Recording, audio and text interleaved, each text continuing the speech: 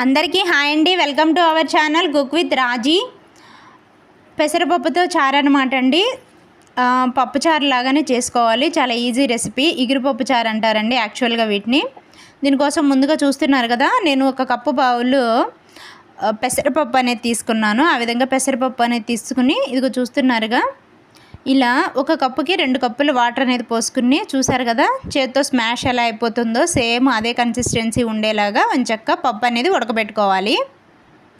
చూస్తున్నారు కదండి, ఈ విధంగా ఉడికిపోయిన పప్పుని ఎంచక్క మెత్తగా మనం గ్రైండ్ చేసుకుని పక్కన పెట్టేసుకోవాలి. తర్వాత ఒక బౌల్ తీసుకుని, చూస్తున్నారు కదా వాటర్ అనేది తీసుకోవాలి ఫస్ట్. ఆ తర్వాత ఆనియన్స్, కరివేపాకు, పచ్చిమిర్చి వేసుకొని ఎంచక్క ఆ వాటర్లో మనం కలుపుకోవాలన్నమాట. దీనిలోనే ఆల్రెడీ మనం గ్రైండ్ చేసి పెట్టుకున్నటువంటి పప్పు అనేది ఉంది కదండి, అది కూడా ఎంచక్క ఈ యొక్క వాటర్లో కలిపేసుకోవాలి. వీటన్నిటిని కలుపుకున్న తర్వాత దీనిలో టేస్ట్కి తగ్గట్టుగా ఎంచక్క కొంచెం దీనికి ఘాట్ అనేది ఉంటే బాగుంటుందండి. అందుకనే కారము, సాల్ట్ అనేవి కూడా మనం ఇలా చారు తయారవుతుండగానే మనం ఎంచక్క దీనిలో కలుపుకోవాలన్నమాట. చూస్తున్నారు కదా, ఇలా ముందుగా కలుపుకున్న తర్వాత దీనిలో కొద్దిగా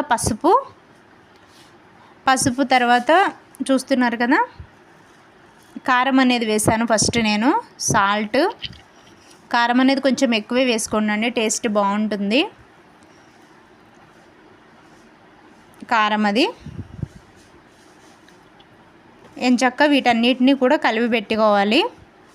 దీన్ని పప్పు వీటన్నిటిని ఎంచక్క పొయ్యి మీద పెట్టేసుకుని మరగబెట్టుకోవటమేనండి. చూస్తున్నారు కదా, స్టవ్ ఆన్ చేసుకుని ఈ విధంగా మరగబెట్టుకోవాలి. చాలా బాగుంటాయండి. సేమ్ సాంబార్ టేస్టే వస్తుంది. ఇడ్లీలోకి కానీ రైస్లోకి కానీ చాలా బాగుంటాయి అన్నమాట. ప్రతి ఒక్కరూ ట్రై చేయాలి.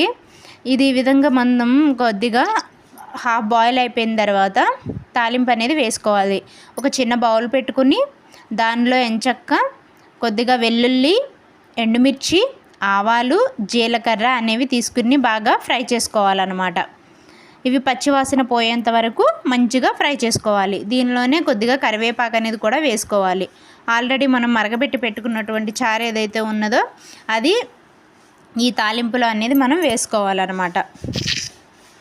చూస్తున్నారు కదా, ఈ విధంగా తాలింపు అనేది పెట్టేసుకున్న తర్వాత ఈ చారు ఇంకా రెడీ అయిపోయినట్టేనండి.